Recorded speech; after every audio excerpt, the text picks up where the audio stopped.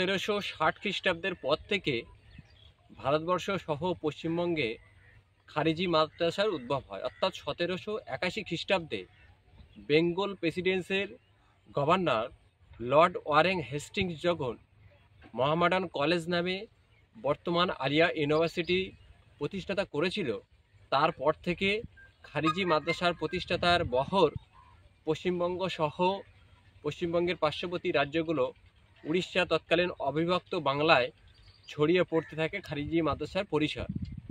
তার কারণ হলো তৎকালীন সময়ের যে মোহামেডান কলেজ প্রতিষ্ঠাতা হয়েছিল লর্ড ওয়ারেন হেস্টিংসের আমলে, সেখানে আরবি, ফার্সি এবং আরবি সাহিত্য এই বিষয়গুলো এবং ধর্মতত্ত্ব এই বিষয়গুলো পড়ানোর জন্য এই মোহামেডান কলেজ বা আলিয়া ইউনিভার্সিটি তৈরি করা হয়েছিল। তখন এই সমস্ত প্রতিষ্ঠানে ইংরাজি এবং আরবি এই দুটো ভাষার উপরে ধর্মতত্ত্ব আলোচনা করা হতো।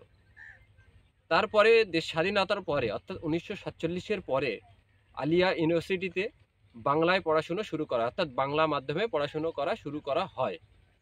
এখন এই আলিয়া ইউনিভার্সিটি প্রতিষ্ঠাতা হওয়ার পরে যেহেতু খারিজি মাদ্রাসার বহর বেড়েছিল অখণ্ড বাংলাতে, সেই সময় অনেক খারিজি মাদ্রাসা প্রতিষ্ঠিত হয়েছিল। পরবর্তীকালে দেশ স্বাধীনের পরে ধীরে ধীরে সেই সমস্ত মাদ্রাসাগুলো সরকারি অধীনে চলে গিয়ে কোনো মাদ্রাসার নাম হয় সিনিয়র মাদ্রাসা, কোনো মাদ্রাসার নাম হয় হাই মাদ্রাসা। এখন এই সিনিয়র মাদ্রাসায় স্বাধীনতার পরবর্তী কিছু সময়কাল ধরে সেখানে জেনারেল সাবজেক্টের সঙ্গে অ্যারাবিকের বিভিন্ন সাবজেক্ট অনেক বড় সিলেবাস নিয়ে পড়ানো হতো। এবং এই শিক্ষা আইন ভারতবর্ষে যত ধীরে ধীরে পরিবর্তন হয়েছে আর মুসলিম সমাজ যত শিক্ষায় পিছিয়ে পড়েছে, সেই সুযোগটা কাজে লাগিয়ে ভারতবর্ষের বিভিন্ন রাজনৈতিক দল ভারতীয় মুসলিমদেরকে বা বাঙালি মুসলিমদেরকে এই ধর্ম থেকে দূরে সরানোর জন্য মাদ্রাসা নামটি মাদ্রাসার দেওয়ালে রেখে মাদ্রাসার যে ধর্মতত্ত্ব বিষয়গুলো সেগুলোকে কমাতে আজকে সিনিয়র মাদ্রাসা, হাই মাদ্রাসার নামটা দেওয়ালে রয়ে গেছে, কিন্তু সেখানে ধর্মীয় বিষয় কতটুকু আছে যেটা অনুবীক্ষণ যন্ত্র নিয়ে আজকে দেখতে হচ্ছে।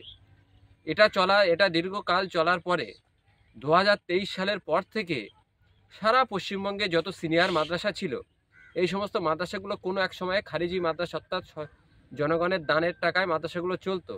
সেই মাদ্রাসাগুলোই 2023 সালের পরে সেখানে ন্যূনতম কোরআন শরীফ পড়ার যে রীতিনীতি ছিল সেটাও বন্ধ হয়ে গেছে। অর্থাৎ মুসলিমদেরকে এখানে শিক্ষার নামে ব্যবহার করা হচ্ছে। সিনিয়র হাই মাদ্রাসাগুলো মাদ্রাসার নাম রাখার পরে সেখানে ধর্ম বিষয়ে কিছু নেই। এখন এই মাদ্রাসা বোর্ডের যে সমস্ত রাজনৈতিক কর্মকর্তারা এবং প্রশাসনিক কর্মকর্তা, অর্থাৎ আমলা এবং মিনিস্টার যারা এই মাদ্রাসা বোর্ডকে পরিচালনা করছে, তারা সকলেই তাদের ইচ্ছা ধর্মতত্ত্বের উপরে নেই, শুধুমাত্র মুসলিমদের ব্যবহার করার জন্যই এই মাদ্রাসাগুলোকে তারা ব্যবহার করছে। আজকে একটি খবর আপনাদের শোনাবো, কিছু সময় পরে অন্য একটি ভিডিওতে আপনাদের দেখাবো যে মাদ্রাসা থেকে কিভাবে এইচএস নামে কনভার্ট করা হচ্ছে, অর্থাৎ মাদ্রাসা নামটি রেখে ভিতরে সেগুলোকে এইচএস অর্থাৎ হায়ার সেকেন্ডারি করা হচ্ছে। অর্থাৎ ধর্মীয় বিষয়কে 2024 সালের শেষে এসে সম্পূর্ণরূপে মাদ্রাসা থেকে ধর্মীয় সাবজেক্ট, ধর্মীয় বিষয় পড়াশুনো নির্মূল করা হচ্ছে। এ বিষয়ে পরের ভিডিওতে আমরা আসব। কিন্তু আপনারা বুঝতে পারলেন যে 1781 খ্রিস্টাব্দে মোহামেডান কলেজ আজকের আলিয়া ইউনিভার্সিটি প্রতিষ্ঠাতা হওয়ার পরে যে বহর নিয়ে খারিজি মাদ্রাসা ছড়িয়ে পড়েছিল অখণ্ড বাংলায় ধর্মতত্ত্ব বা ধর্ম বিষয় পড়াশুনো করানোর জন্য, সেই খারিজি মাদ্রাসা আজকের যখন সিনিয়র হাই মাদ্রাসা হয়েছে সেখানে সম্পূর্ণরূপে ধর্ম বিষয় পড়াশুনো বন্ধ হয়ে যেতে চলেছে। এ বিষয়ে সমগ্র মুসলিম সমাজকে সজাগ হতে হবে এবং সোচ্চারভাবে জোরালোভাবে প্রতিবাদ করতে হবে নিজের ধর্মীয় অস্তিত্বকে বজায় রাখার জন্য।